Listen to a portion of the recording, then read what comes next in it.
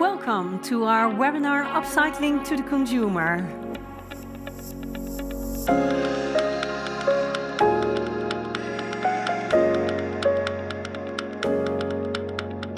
We work as a very big ecosystem with a lot of network partners in there. And within that ecosystem, we formed some communities on a few topics that are really big to us into the food transition.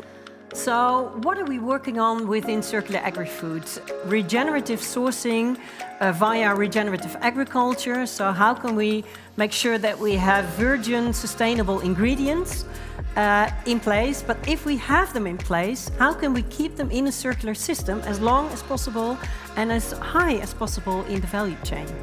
We identified for this year 3 topics that are of common interest of our partners. We would like to invite you to join us using the Mentimeter tool.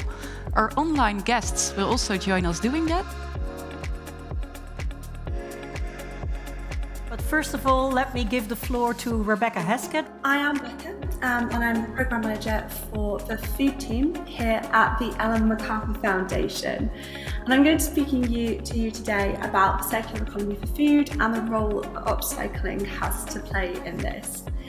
If upcycled fruit was used to replace sugar, an area of land roughly equal to the size of Luxembourg could be spared and potentially restored for biodiversity, rather than being used for growing sugarcane or beets.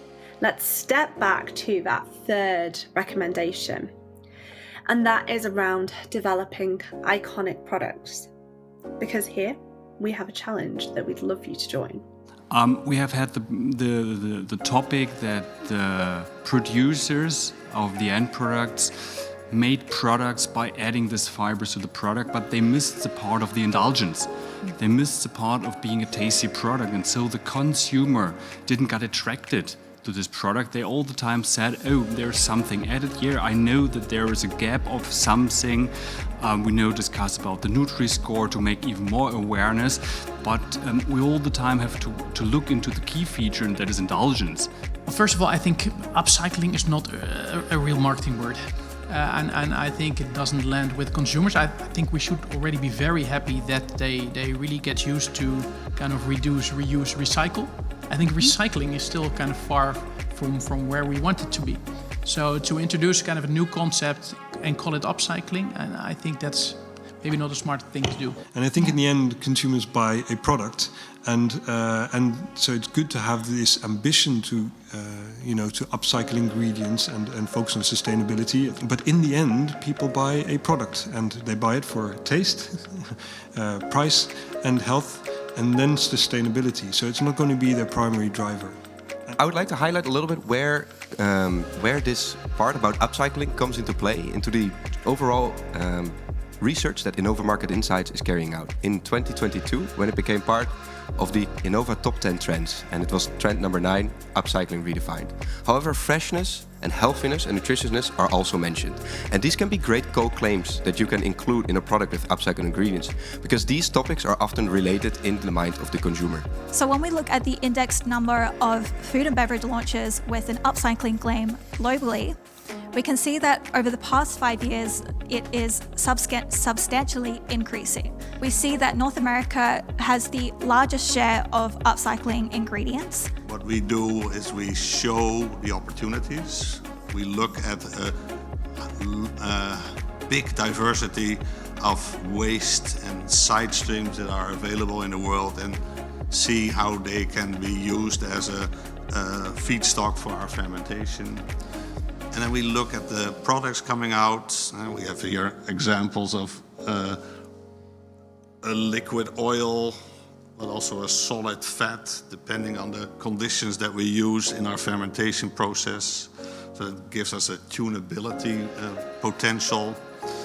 So it totally affects how you create, what kind of product you create, where, in which place you put it, and what claim you put under. It starts with who are you focusing on the beginning, and not seeing everybody as one big group and want to take it there. I would like to introduce my new keynote speaker. My name is Angie Crone. I am the interim CEO at the Upcycled Food Association. Association. We are looking at upcycling as a critical solution with many environmental and economic benefits. We can also save other resources going into these products and also create jobs. And so we see enormous environmental and economic opportunity. But what we see a lot now is that it's something that we are taking more serious. So we're really looking into, let's say, all the different sources and try to make a more systematic approach to try to feed the growing population, basically. I think in the way of storytelling and the chain of custody aspect of it, so that we can make the chain completely transparent for our consumers that can tell it to the end consumer. I think that's a very important step to take. I think it needs to be along the value chain, but I mean even upstream in the agri side, B2B ingredient manufacturers and B2C, we all need to be educated and to embrace the trend more and more. The B2C player, they will have a biggest role to play into educating the consumers because they have the marketing power, they can create these iconic brands. Over time, right, it won't be from one day to the other, but I think they have the tools to really create this awareness and generate more demand from the consumers. It starts with reimagining waste. We need to tell the story that needs to be told from the retail side, but and food service side, but it also needs to be told on the package. And that certification measurement can also be used very well as a tool for measuring. Also within this community, work and co-create in action plans. Thank you all for watching.